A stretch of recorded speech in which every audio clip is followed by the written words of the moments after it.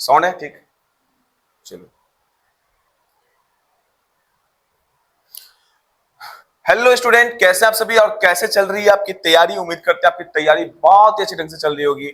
और आपको बता दें, हमारा जो चैप्टर है आज अध्याय 9 प्रारंभ हो रहा है और इस चैप्टर का बहुत दिनों से आप लोगों को इंतजार था। और ये जो है प्रकाश का परावर्तन एवं अपवर्तन, इस चैप्टर को हम लोग अच्छे ढंग से समझने वाले हैं। क्योंकि हम बता दें, ये जो लाइट है ना, पहले तो आज हमारा परिचय ही है, प्रकाश से हम लोग करेंगे। प्रकाश क्या है इसको जानेंगे। और प्रकाश क्या है आप सभी को मालूम होना चाहिए। ये जो पूरा दुनिया है ना, ये पूरी दुनिया जो है उसका एक्चुअल कलर कैसा है? अंधेरा। अब देखे हो, है ना, सभी देखे होगे रात में अंधेरा कैसा महसूस होता है? पूरा अंधेरा, ब्लैक ब्लैक, ठीक है। लेकिन आपको अंधेरे में कुछ कुछ दिखाई देती है, कहीं ना कहीं से थोड़ा थोड़ा जो प्रकाश है कहीं ना कहीं से परावर्तन होकर के आता है, जिस कारण से आप कुछ ना कुछ रात में हल्का फुल्का दिखाई देता है। लेकिन उस सोर्स को, उस वो आ रहे प्रकाश के सोर्स को अगर मैं सीधा बंद कर दूं तो आपको कुछ अपना हाथ भी नहीं दिखेगा अंधेरे में। तो एक्चुअल में पूरे दुनिया का, ब्रह्मांड का कलर है काला, लेकिन इस दुनिया को हम रंगीन देख पा रहे हैं। क्यों देख पा रहे हैं? क्योंकि इसमें सबसे बड़ा योगदान है प्रकाश का, सूर्य के प्रकाश का, और हम लोग जो आर्टिफिशियल प्रकाश का जो उपयोग करते हैं, है ना, उसका। और इसी प्रकाश की सहायता से हम दुनिया को देख पाते हैं। और प्रकाश का कितना बड़ा महत्व है हम सभी जानते हैं। प्रकाश के बिना पूरे दुनिया ही अंधेरा है। तो यहां पर आप समझिए, इस बात को समझिए, इस चैप्टर के अंदर प्रकाश का परावर्तन और अपवर्तन को हम सब समझेंगे, इसके परिचय है। और अगर इस चैनल पे अगर आप नए हैं तो प्लीज इस चैनल को सब्सक्राइब करें, लाइक करें और इस वीडियो को ज्यादा से ज्यादा शेयर करें ताकि और भी स्टूडेंट को इसका हेल्प हो सके। तो चलिए आज के इस क्लास को हम आरंभ करते हैं। तो हमारा जो टॉपिक है आज स्टार्ट हो रहा है, प्रकाश क्या है। कहां स्टार्ट हो रहा है? प्रकाश क्या है। तो आपसे अगर कोई क्वेश्चन पूछे प्रकाश क्या, तो आप उत्तर सिंपल सी बात यहां पे आप देख पा रहे हो, प्रकाश ऊर्जा का एक रूप है जो हमें वस्तुओं को देखने योग्य बनाता है। प्रकाश ऊर्जा का एक रूप है। प्रकाश क्या है? ऊर्जा का एक रूप है जिससे हम क्या करते हैं, वस्तुओं को, वो जो प्रकाश है जो हमें वस्तुओं को देखने योग्य बनाता है। यानी प्रकाश एक युक्ति है जिसकी सहायता से हम पूरी दुनिया को देखते हैं। प्रकाश वो भौतिक कारण है जिसकी सहायता से हम पूरी दुनिया को देख पाते हैं। इन सारी बातों को आप समझते हैं। अगर आपसे पूछ दे तो आप इस तरह से लिख सकते हो। लेकिन क्या प्रकाश जो है सीधी सरल रेखा में गमन करती है? तो वैज्ञानिकों के सामने बहुत बड़ा चैलेंज था। कोई वैज्ञानिक बोलता था नहीं, प्रकाश जो है सीधी सरल रेखा में गमन करता है। कोई बोलता नहीं नहीं ऐसा नहीं होता है। बहुत सारे दिमाग में जो है क्वेश्चंस बहुत सारे वैज्ञानिकों ने अपने दिमाग के अंदर उत्पन्न किया। लेकिन कुछ वैज्ञानिकों ने क्या देखा, अगर मान लो कहीं से प्रकाश आ रही है, अगर कोई बहुत बड़ा वस्तु है और पीछे कोई दीवार है, तो उस प्रकाश का जो है, मतलब उस वस्तु को हमने रखा और वो जो लाइट आ रही है ना, उसका शैडो जो है, परछाई जो है वहां बन रहा है दीवार पे। लेकिन अगर कुछ ऐसे वस्तु को रखा जो बहुत ही छोटा है, उसका शैडो दीवार पे नहीं बना, मतलब परछाई जो है दीवार पे नहीं बन रहा है। तो वैज्ञानिकों ने बोला अरे बहुत बड़ा वस्तु है, इसका तो दिख रहा है शैडो, लेकिन बहुत ही छोटी वस्तु है, इसका तो दिखना चाहिए। तो वहां पे हमारे एनसीईआरटी के अंदर एक टॉपिक दिया हुआ है बॉक्स बना करके पहले पेज पे, विवर्तन। तो वहां से एक कॉन्सेप्ट आया, प्रकाश सीधी सरल रेखा में गमन नहीं करती है। प्रकाश जो है ना, जैसे वस्तु है, छोटा वस्तु है, मान लो ये वस्तु है, छोटा सा एक वस्तु मैंने हवा में लटका दिया। अगर यहां से मैं कोई प्रकाश की किरण को दूं, टॉर्च जला दूं, तो क्या होगा, प्रकाश की सीधी किरण यहां आएगी और आगे जाके थोड़ा मुड़ जाएगी। इस घटना को विवर्तन कहते हैं। यहां से कॉन्सेप्ट आया कि प्रकाश जो है ना, चुंबकीय क्षेत्र, यहां देखिए विद्युत चुंबकीय तरंग है। प्रकाश क्या है? विद्युत चुंबकीय तरंग है।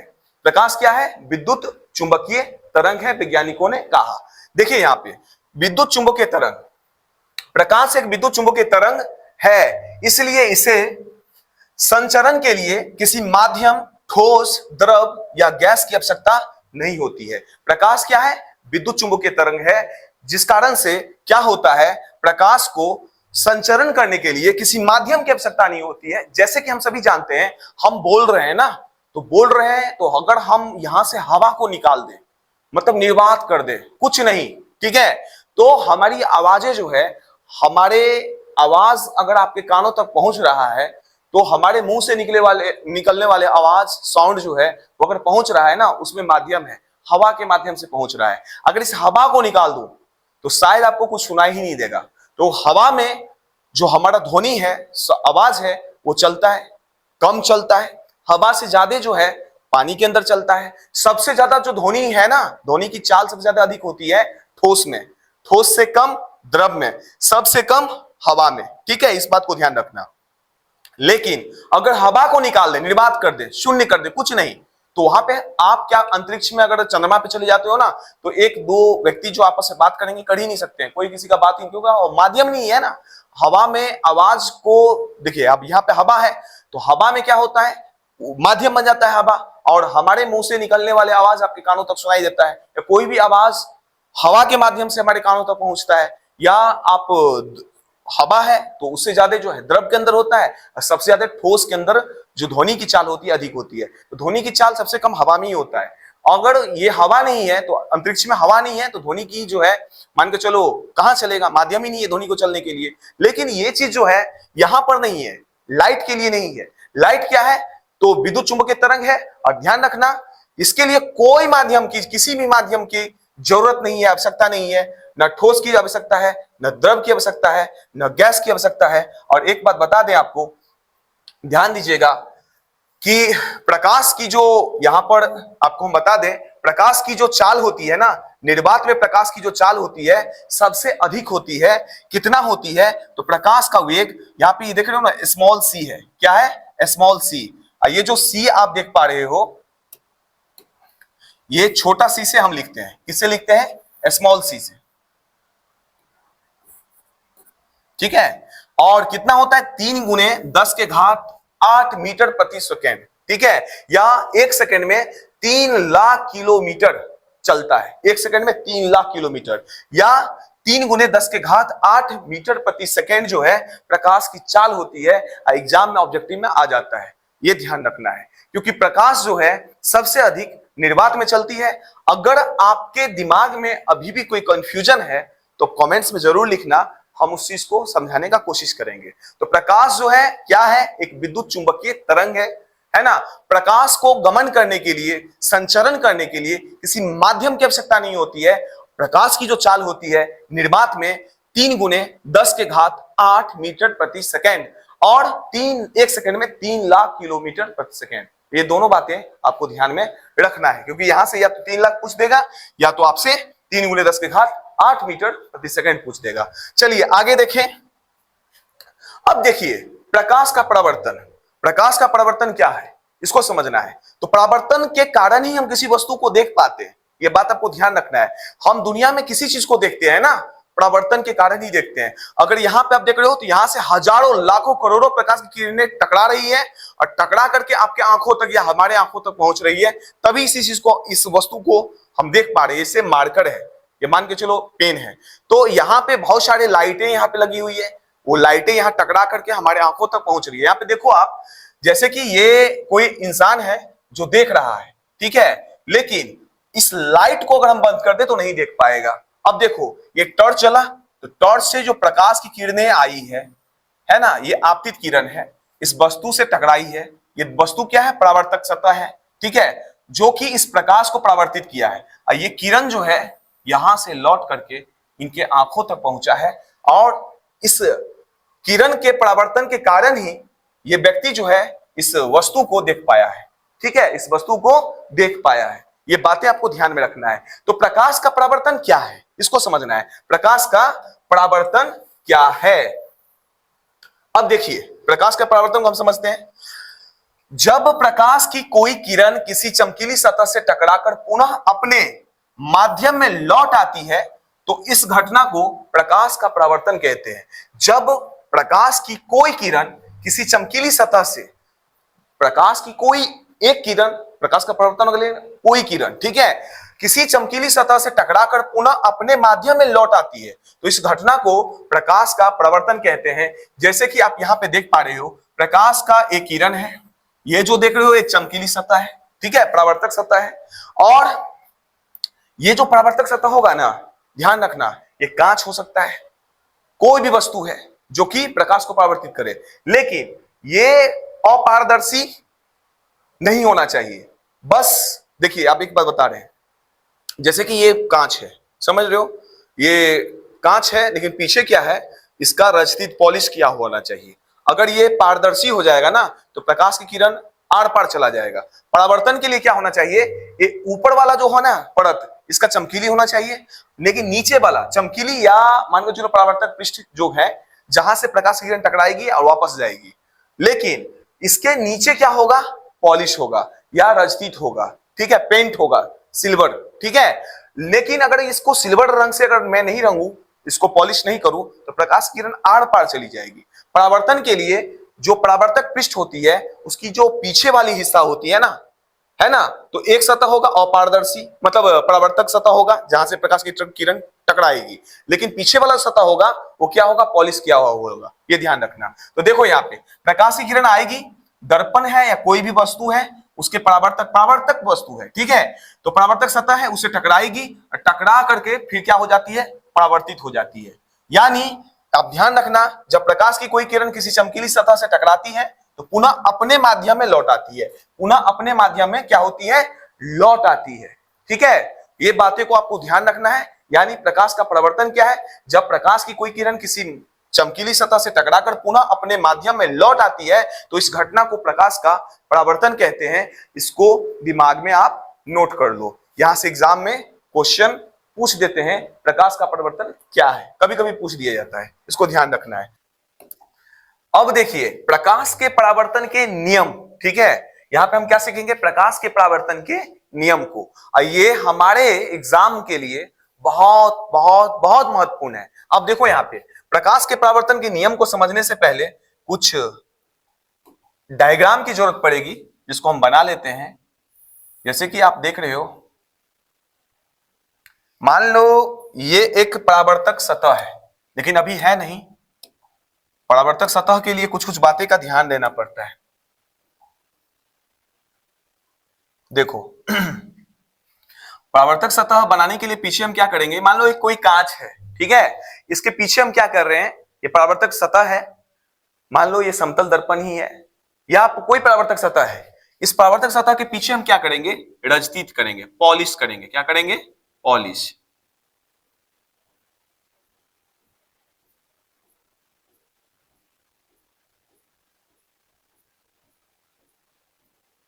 ठीक है, ये जो आप पीछे वाला भाग देख रहे हो ना, ये जो भाग है पीछे वाला, ये कौन सा भाग है, तो पॉलिश सतह है। और आगे वाला जो आप देख रहे हो, ये जो आप देख रहे हो पॉलिश यानी रजतीत किया हुआ है। आगे वाला सतह जो देख रहे हो ये है परावर्तक सतह, परावर्तक सतह है। क्या है, परावर्तक सतह है। पीछे वाला पॉलिश है, आगे वाला परावर्तक है। परावर्तन इधर से ही होगा, ठीक है। अब देखिए यहां पर मान लीजिए कोई प्रकाश की किरण है, हम क्या पढ़ रहे हैं, प्रकाश के परावर्तन का नियम। कोई प्रकाश की किरण, एक किरण को हम लेंगे, किरण तो बहुत होती है ना, अनंत किरणें होती है। अब ये मान के चलो डिजिटल बोर्ड है, डिजिटल बोर्ड के ये पेन है, यहां पे अनंत किरणें आके टकरा रही हैं। और यहां पे हमने क्या पढ़ा था, जब प्रकाश की कोई किरण किसी चमकीली सतह से टकराकर पुनः अपने माध्यम में लौट आती है तो बस क्या हुआ, अपने माध्यम में ये लौट आई, परावर्तक पृष्ठ से, सतह से टकराने के बाद आती है फिर जाती है, ठीक है। तो यहां पे आती है या जाती है में ध्यान देना है। क्या ध्यान देना है, यहीं पे सब कुछ है। ये आती हुई किरण है, ये जाती हुई किरण है। आती हुई किरण की अगर बात करें तो मान लो ये जो है पी किरण है, ये क्यू है, जिस बिंदु पे टकराती है ना उसे क्यू कहते हैं। और फिर चली जाती है तो जाती हुई किरण को आर कहते हैं। आती हुई किरण को क्या कहे हैं, आती हुई किरण पी क्यू है, जाती हुई किरण आर है। तो यहां पे आप इस एरो को देख रहे हो ना, इधर है, मतलब किरण इधर जा रही है, ये किरण इधर जा रही है, ये किरण इधर जा रही है। अब देखो यहां पर हमें कुछ बातें को जानना जरूरी है। क्या जानना जरूरी है? जैसे कि आप क्या देख रहे हो, पीक्यू। पीक्यू जो है क्या है? आपतित किरण है, आपतित किरण।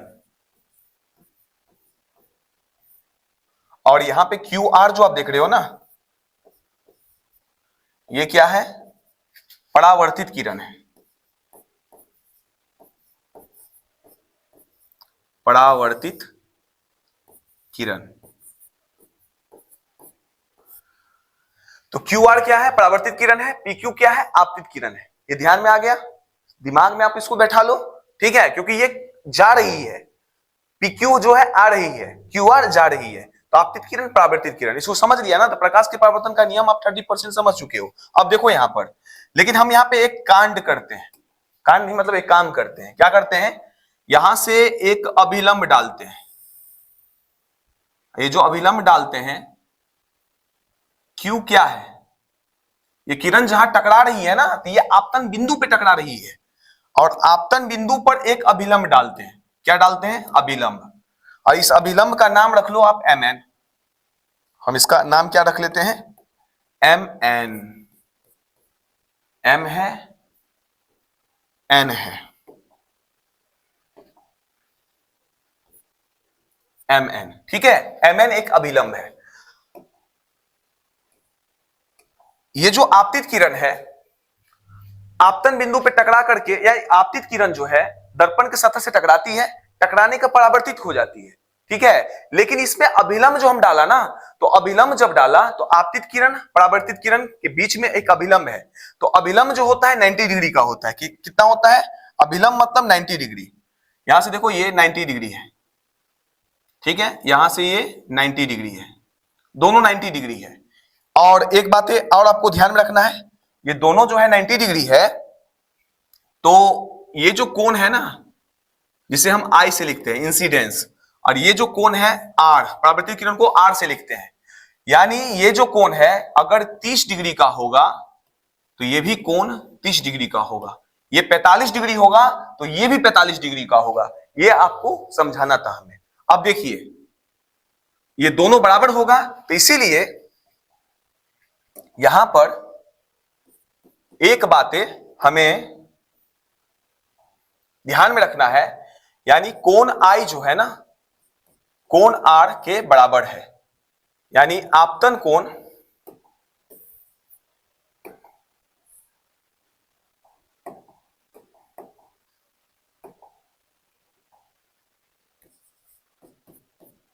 आपतन कोण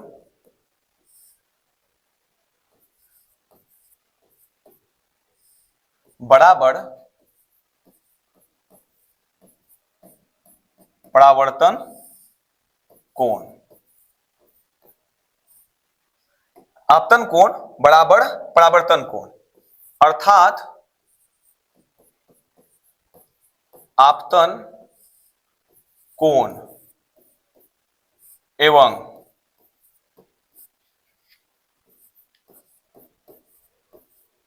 परावर्तन कोण का जो मान होगा,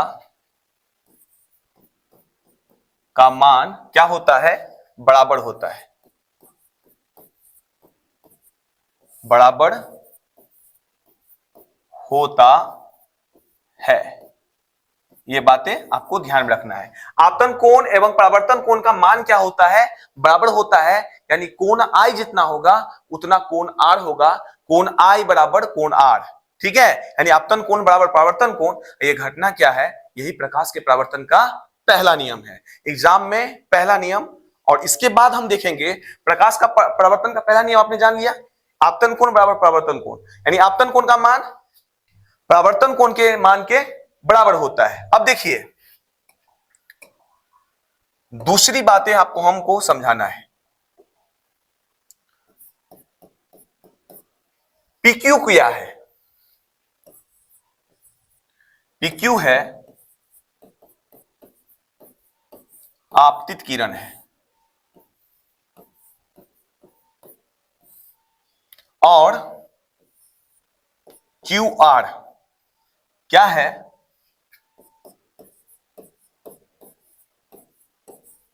परावर्तित किरण है। ठीक है, PQ क्या है? आपतित किरण है। QR क्या है? परावर्तित किरण है। और MQ क्या है? अभिलंब है। अभिलंब है। ठीक है, अब यहां पर इसको 2 नहीं लिखते हैं, इसको हम स्टार पॉइंट बना देते हैं। अब यहां पर हम लिखते हैं 2। ठीक है,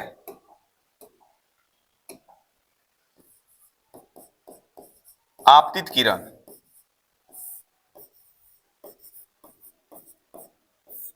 आपतित किरण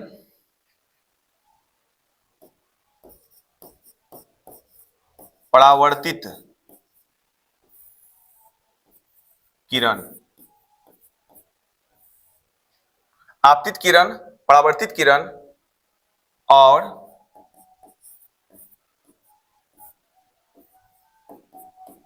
आपतन, और आपतन बिंदु, आपतन बिंदु पर डाला गया अभिलंब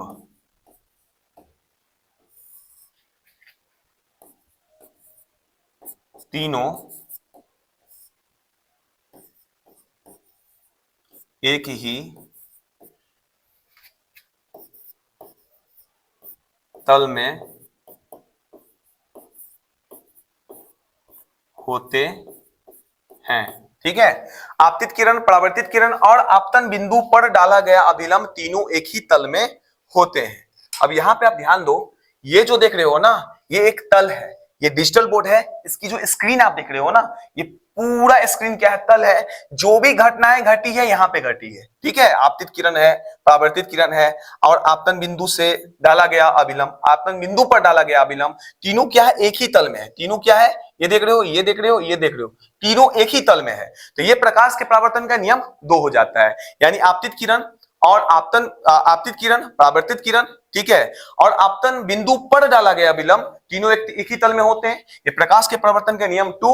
अब प्रकाश के परावर्तन का नियम 1, यानी कोण I जो है कोण R के बराबर होता है, यानी कोण I का मान कोण R के मान के बराबर होता है। तो प्रकाश के परावर्तन का नियम 1 और 2, ये दोनों नियम में से या तो दोनों एग्जाम में आ जाता है या इस दोनों में से कोई एक नियम आपके एग्जाम में पूछ दिया जाता है। तो हम उम्मीद करते हैं आपको दोनों नियम समझ में आया होगा। ये एक दर्पण है, कोई चमकीली कांच की सतह है, पीछे रजदित किया गया है और यहां पर हम एक कोई प्रकाश की किरण को लिए हैं जो दर्पण के परावर्तक सतह से टकरा करके, जिस सतह से टकरा रही है Q बिंदु पे, ठीक है, और टकरा के फिर परावर्तित हो रही है।